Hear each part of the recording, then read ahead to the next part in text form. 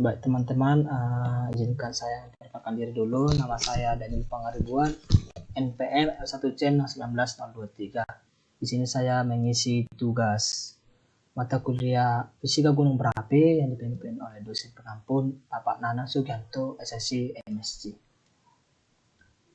Di sini saya akan menjelaskan teori lempeng tektonik dan proses pembentukan gunung api. Yang pertama, teori lempeng tektonik. Kita masuk ke pengertian, teman-teman.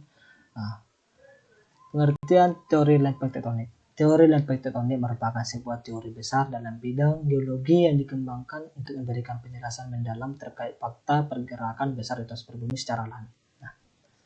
Teori lempeng tektonik juga menjelaskan interaksi-interaksi dari lempeng tersebut.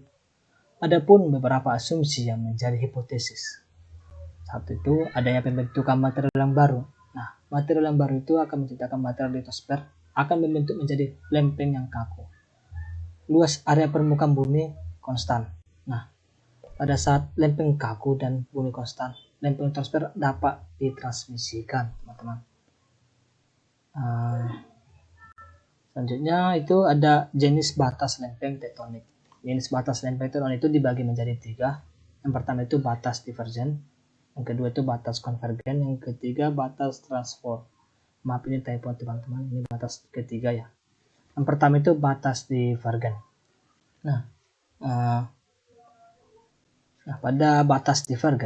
Pada batas divergen itu disebut juga zona pertambahan atau pembentukan lempeng baru. Kenapa? Kita boleh lihat di gambar ya. Batas divergen itu merupakan zona di mana lempeng-lempeng akan saling menjauh satu sama lain. Boleh lihat gambarnya, akan saling menjauh satu sama lain, dan bagian yang kosong akan diisi oleh lapisan litosfer. Yang kedua itu batas konvergen. Beda dengan batas divergen itu yang saling menjauh. Batas konvergen itu saling mendekati sama satu lain, atau disebut juga batas konvergen itu penghancuran. Salah satu lempeng itu akan masuk, menghujam serta menembus mantel sehingga lempeng tersebut mengalami peleburan. Yang ketiga teman-teman itu batas transform. Batas transform itu sangat berbeda dengan batas divergen ataupun batas konvergen. Batas transform itu disebut juga batas geser.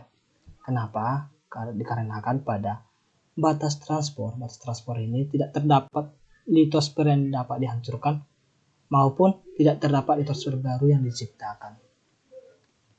Boleh lihat kita pada gambar. Ini batas transform itu merupakan batas geser ya teman-teman ya.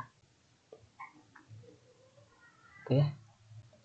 Dari penjelasan teori lempeng tektonik dapat saya simpulkan bahwasannya teori lempeng tektonik itu membuktikan bahwa lempeng-lempeng di bumi mengalami pergerakan secara dinamis. Selain itu, pergerakan setiap lempeng cenderung saling mempengaruhi satu sama lain. Oleh sebab itu, terjadi banyak fenomena-fenomena alam seperti terbentuknya barisan gunung, palung laut, gempa bumi, sesar, patahan, dan lipatan. Penjelasan selanjutnya itu yaitu tentang proses pembentukan gunung api. Pada gambar jelas ya. Saya menjelaskan sedikit gambar ya teman-teman. Di dalam bumi itu terdapat lempeng yang terus bergerak.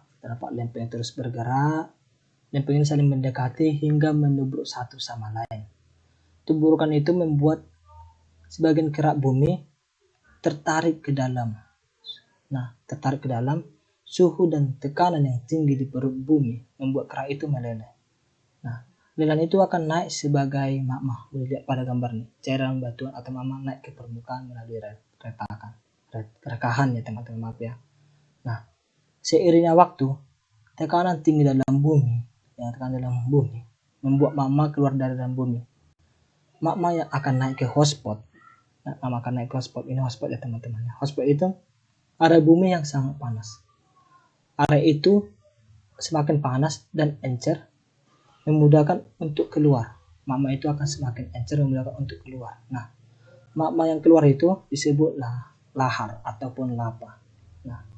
Lahar atau lava yang terkena udara ini lama-lama akan mendingin dan berubah menjadi batu.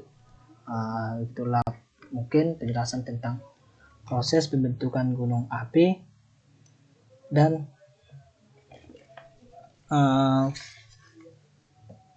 proses pembentukan gunung api dan teori lem tektonik.